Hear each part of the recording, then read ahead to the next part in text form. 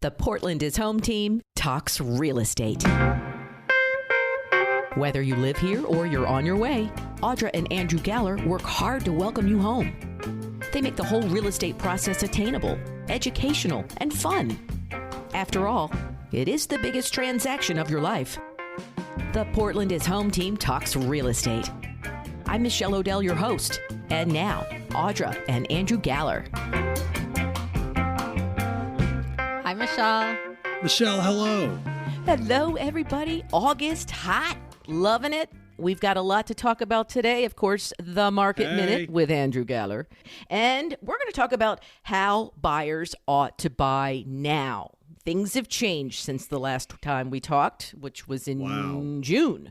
So, Andrew, we'll start with you. Please tell us what you're seeing, what you're hearing, what we should do. And then, Audra, you can chime in with some of the trends and some of the things you've been seeing on your end of things. It's Andrew Galler's Market Minute.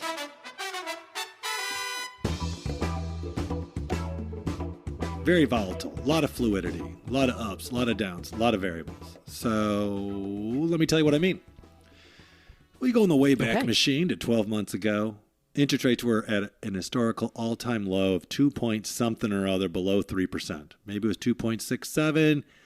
Anybody out there in the listening audience, contact me today to correct me. Then, circa January this year, 2022, we were speaking with our lender, partner, people, friends, and as we do on a ridiculously regular basis, talking about lending trends. What's happening? What's going on? What do you see? Crystal ball time, right? And at that time, interest rates are about 3.11%, right? Beginning of 2022, this year. They were prognosticating that interest rates would rise to 4, maybe, I hope you're sitting down, 4.25%, to which, held my hand to my chest, did my staggering backward, oh my gosh, emoji, And then in June, they popped up to like 6.25%, which is an unbelievable rise. Very incredibly rapid rise. That was the Central Bank of the United States of America raising interest rates to combat inflation. Okay, so then it had the desired effect. It really cooled the market down. A lot of our buyers who had spoken to their lenders a few weeks before wrote an offer, circle back to their lenders and find out they can't afford the house anymore because they were quoted a certain rate, but then the world changed. Okay, so at the same time, seasonal patterns came up. Most of us, if we were asked on a casual encounter, what do you think the best time to list a house is? We would all answer off the cuff, late spring, early summer. The kids are out of school. Everything's going to look good, blooming. Meanwhile, on a seasonal thing, most buyers, certain segments of the population, we go camping, go on vacation. And I think this year more than others, because this is the first summer since 2019 where people have felt comfortable getting together, going out, traveling, getting on tin boxes up in the air where we're all confined to small spaces with shared bathrooms. We'll call that an airplane, whatever. So all those myriad factors combine to drive supply up and demand down. So since June, in the next 4, 6, 8 weeks, interest rates have settled down. We've had some economic news that has not been positive. So while the Fed raises their basis points, the mortgage rates have gone down.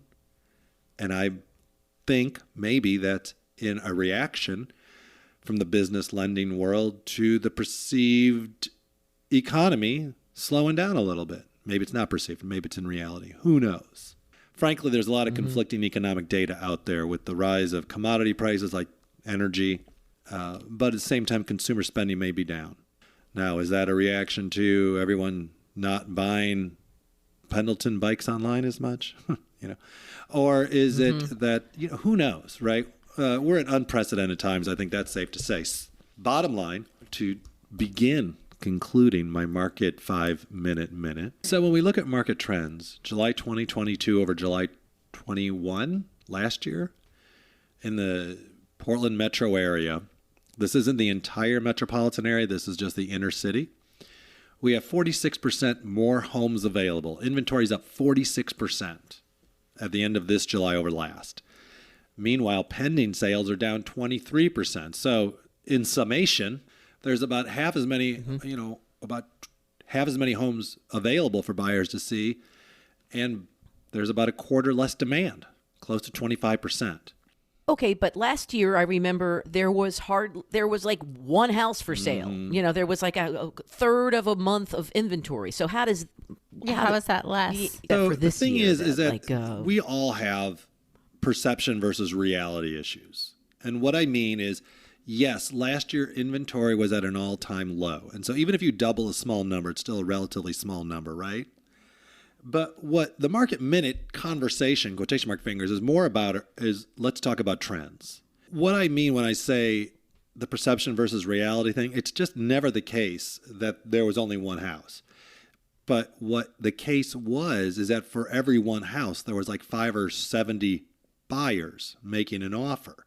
So for instance, July 2021, there was 1,268 new listings in that month.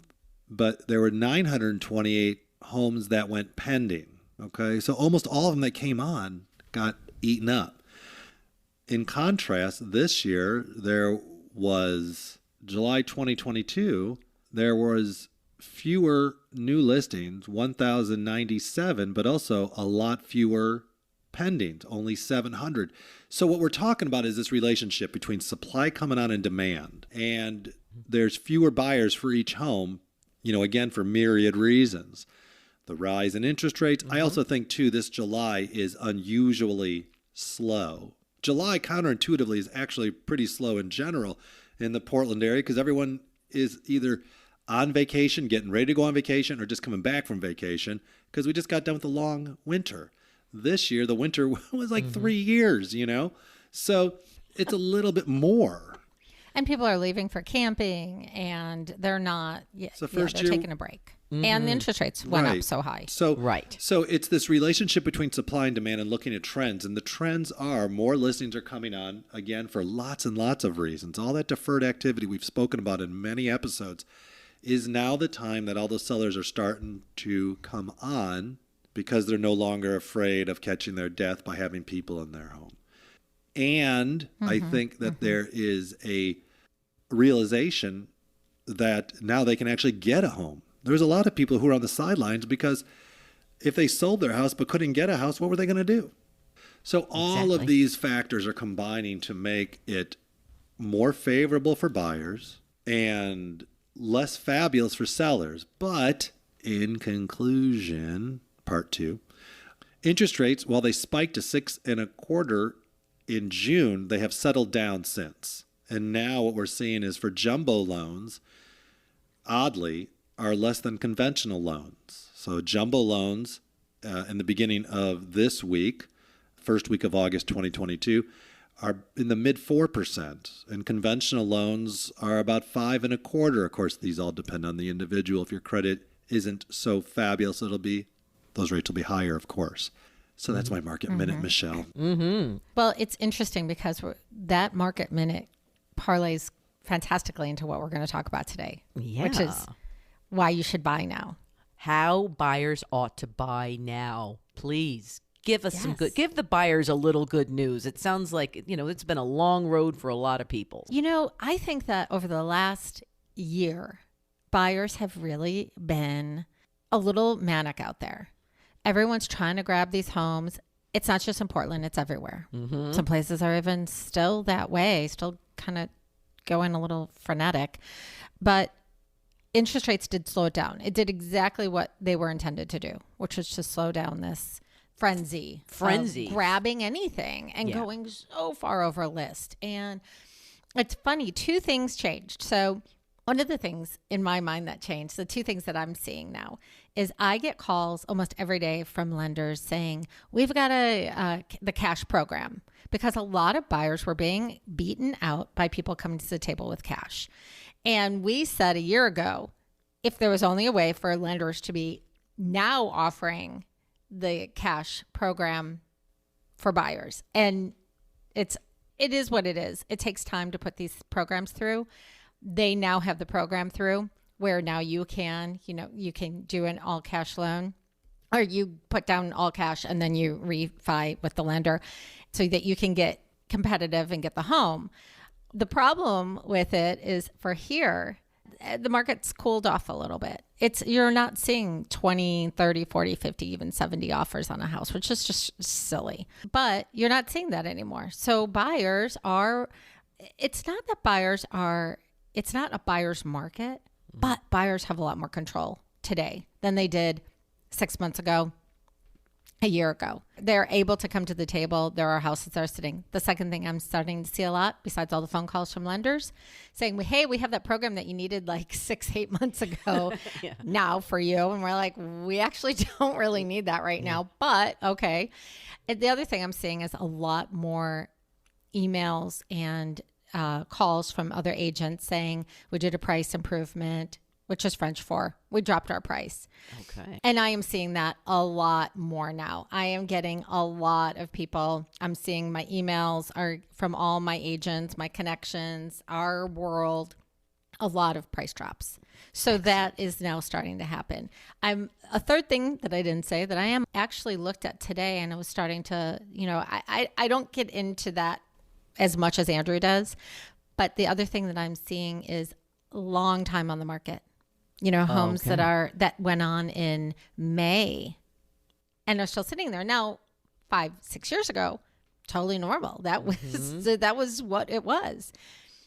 Now that's unusual to see that many good homes, like inner homes, close in, seeing them sit. So buyers have more choice. They're actually looking around. They might not have more homes on the market, according to Andrew's numbers, but what they do have is not that frenzy to throw their firstborn and all this other stuff at a house to try to get it.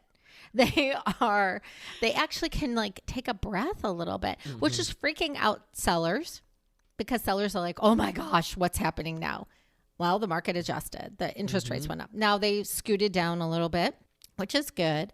It's all, sort of evening things out. But anyway, that's what I'm starting to see in my little world of watching, what's happening. We have a beautiful home going on the market today, and we're going to be working on that after this. And definitely keeping an eye on what's happening out there, because a lot of this pending stuff, like Andrew always says, those are lagging indicators that happened a month or so ago. Right. So what do we do to stay competitive?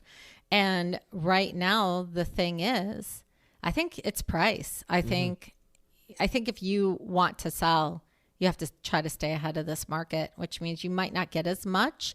However, you're probably still not doing bad because the prices have risen in Portland. So it's still more of an adjustment than coming down. It's more of like where it should be.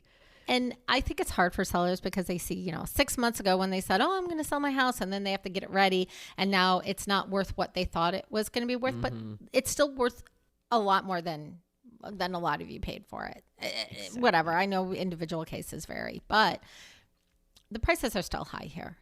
Yeah. I mean, the prices are high everywhere in the country, really, honestly. Maybe we should do another one of those, like what do you get for this throughout the country? Because prices are higher. People are making more money. There is an increase in value of a lot of these houses. So that's what I'm saying. Well, and I couldn't agree more. Great. You made some really good points, and it's a lot, this is what we're seeing. For our sellers, we're having to have talks about adjusting their expectations because, relative to a few months ago, time on market is now so long, but relative to historical norms, 2-3 weeks on the market is not a big deal. Yeah. But it just feels like it is because it's been so frenetic for so long.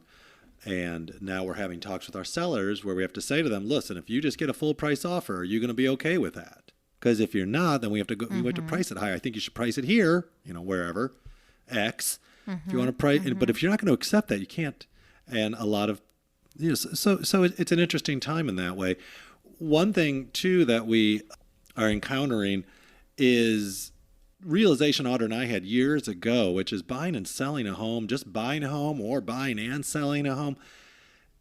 it's hard. It's hard in the best of cases. And for the last 2+ years, the conversation's been how hard it is to buy. And I would always try to put in the conversation that regardless of the market, it's hard. And what I meant was, I would always say to people, half tongue in cheek, but also trying to make the point in a more serious way, as is my way. Saying, the market right now is exactly the same as it was. And when I said now, I meant in the frenetic zone of 2020, 2021, and the first part of 2022. It's the exact same market as it was in 2009, 10, 11, 12, only diametrically opposed. And by that, what I meant was, at that time when the market crashed, as a buyer, you'd have 800,000 homes to look at. And the market was depreciating. So for buyers, well, yay, you have all the choice in the world. It was really hard to make a choice. I found buyers experiencing this. I'm just sharing with you what I saw them going through, because I felt their mind space was consumed with, wow, if it's going to be worth less tomorrow, it had better check all the boxes. And two, at that time, no one knew their house was going to double in value between 2012 and today. You didn't know. It may have been like that forever. We don't know the future. So at that time, it was really hard on buyers because they felt like, you know what, doggone it, I better get the perfect house, or why would I buy? And that makes sense. And by the way, while you have 1 million homes to choose from, I can't sell your house because there were no buyers. There were very few. So ton of supply, low demand. Now we got in that frenetic market, huge demand, no supply. So is it which one's easier? And now we got this market where it's like, well, your house isn't going to fly off the shelf, but now we have some time to go look. So also needles to thread and balancing acts to be had. So it's still challenging, even though the market is easing up. So for buyers, yes, yay, you've got some choice. You actually can sleep on it, which is the first time in years. So for that, I'm grateful. And then the last point I want to make right now is that right now, for our buyers, the big concern is will interest rates continue their rise? So they spiked in June. Now they've settled down quite a bit. Still a lot higher than they were a year ago or at the beginning of the year, but a lot lower than they were a month and a half ago. I heard one mortgage broker say he thought that it's possible rates could get to 8% by the end of the year. Now, who knows? I don't think that's going to happen, but I'll tell you what, this January, there's no way I would have believed 6% in June. So bottom line of it is now that we've got monkeypox, like who saw that coming? Like, oh my, like, can we can we have a year or two of like no more global issues, please? So murder hornets, monkeypox. Where'd the murder hornets tired go? Of it all. Like I was all worried about that. I lost like a week of sleep last year about the murder hornets. I'm like, oh, I got to start looking for those guys. So, yeah. So if everybody could just no more invasions, could just get like a little break on. I'm thinking about starting a new TV show called What to Be Afraid of Today. Exactly. With Andrew Galler. Today on What to Be, So anyways, who knows? What I would say to the good news for the buyers is buy now. Okay. And I don't know, is the bet on the future going to be it's, lock in this rate before it rises? Are we going to see a price decline? Because that's in the conversation too. We've been doing this 21 plus years. We've seen ups and downs. We are also buyers and sellers ourselves. And we also have places that are rented. So we're seeing a bunch of different angles on this. And one of the things, I was just talking to a first-time home buyer this morning, in fact, and, we're starting our process and we're going to go look at a bunch of stuff. And we do a buyer consultation. Everyone needs one. Whether or not you could buy a million places, fine. But they're great because we go over everything. We go over the market. We go over how this works. We go over things to look for, why we're here, how we can see, all this, what we recommend. And the whole question is, should I buy or rent? And one of the things which I think is such a perfect time to buy right now is interest rates dipped back down just a smidge, but rents are going up. Yes. That is still happening. Rent increases are still happening. So you might have a smidge more owning, But at the end of it, you own it and it's yours. And you can rent it. You can sell it. Even if it doesn't go crazy in appreciation, you actually own a place where you can live and at some point for free once you pay your loan off. And some people are just renters, and I get that. You just don't want to own. But as someone who I personally like watching people gain wealth, and this is a way to do it because your stock market's going to go up and down. You're, I want to buy Bitcoin or whatever it is. Those are going to go up and down. Like those are not steady. And yeah, the value of your house might smidge up and smidge down, but you always need somewhere to live. And you're either paying yourself or you're paying someone else. Exactly. And that's fine. Start off, you can rent one of my places. I'm a great landlord. I bet. I actually think that even with an interest rate ticking up slightly, you're still in a better position. And if you can swing it to get something together to buy, I think you should. Because rents are going to continue to go up. So, okay. Anything else on what buyers should know right now, how they ought to buy? I just want to throw in one more thing. This is a great time to be a buyer, I feel, because you can actually look at places and make good choices that work for you instead of feeling under pressure to throw offers to try to grab anything. And so if you are a buyer who's been out there and got kind of, beat down 6 months ago, don't let the increase on the interest rate scare you. Because I think in the long run, it's a better thing to do, to have something that works for you. And now you can actually go look at places and find some homes that work for you. And whether you find something right away or in a year, if you work with us, we're here for you. It's a long-term, it's relationships and community.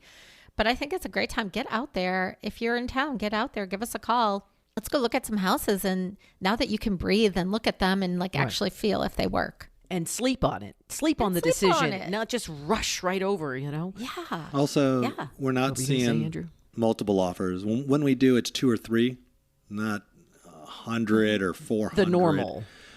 But now bidding wars are kind of the exception all of a sudden. And no longer are we seeing buyers having to waive appraisals or inspections or going $1 million over. So, yeah. That's a good thing. We will see what happens next month. I'm sure. Yeah, I was going to say, we'll talk in a couple weeks and it'll be like, oh, no. Bidding wars. I would say in conclusion number 3 is I don't see prices going down significantly. I think what I'm seeing right now is appreciation slowing. Like in 2021, we've discussed this before. The market as a whole appreciated 20%. And that's crazy. I remember years ago when the first time appreciation went to 6%, we were all couldn't believe it. And that was on an average sales price of about half of what it is now in the Portland market. Now that the average sales price is what it is, it's real dollars. 10% of 500,000-600,000 is a lot of money. 6% of 180 or 300,000 is still a lot of money, but it's a lot less, obviously. And what I would expect to see in the coming, year or two, with a caveat of barring huge global things that I don't know what's going to happen next, right? Is someone could future cast me, I'd appreciate it. Is that what we're going to see is appreciation in the more like high single digits, 6-9%, and more normal. Yeah. And I think, with luck, interest rates will just stabilize, and they could get inflation under control. That would help. But that seems like, well, anyways, remains to be seen. And then the last thing I want to say is that what's going to happen at the end of the summer? Are buyers going to be checked out still? Or are they going to get back to it? Because the fall usually sees a lot of activity with buyers. Everyone's back from vacation. Because it's back to school. Yeah, between fall and May, a lot happens. Well, I'll tell you what's going to happen. Yeah. Between Tuesday and Thursday night, there's going to be one meal of tacos, one spaghetti night, and then maybe something with hamburger helper. Even though the price of ground beef is like $9.99 now for a pound of 80/20. I can't even. I just saw the other day in the regular grocery store. It's out of control. All right. Anything else? The next episode is going to be very exciting. We have a guest. Audra, tell everybody about our guest happening next time. So we have a very special gal coming in. She's going to be so much fun to talk to. She does color. She's a color gal. She is the catalyst for our curated paint collection at Miller Paint. She's with Miller. They just launched a new color line, and we're going to talk color and trends. And she also is involved with some nonprofits that she also got me into, which I'm super excited about. Very community focused and got a lot of stuff going on. And so we're pretty excited to talk to her. Miller Paint, such a big name around here. Yeah. These people really help make the world a more beautiful place. You know? Yep. So it is the Portland is Home color line, correct? It is. Yeah, yes. I love that. I know. Audra's got her own color line. That's crazy. And so impressive. Yeah. It's a great way to let people understand your aesthetic. It's great. I love it. We put it together because we do a lot of painting, getting houses ready for market. And one of the things that was really hard for me is I'd pick a color and then it would not work in that house. And I'd be really upset. And so we put this color line together to work with the Pacific Northwest colors and the houses that we have here. And I can't wait to talk about it. Me too. In the meantime, everybody have a wonderful rest of your August, and we'll talk to you very soon. Wonderful. Thank you, Michelle. Thank you. Thanks for listening to the Portland is Home Team Talking Real Estate podcast. For more info about Audra and Andrew, finding your next home, or selling your current home, visit their Realty Works website at realtyworksgroup.com and check them out on Instagram at Portland is Home. Be sure to subscribe on Apple, Spotify, Google, or wherever you get your podcasts.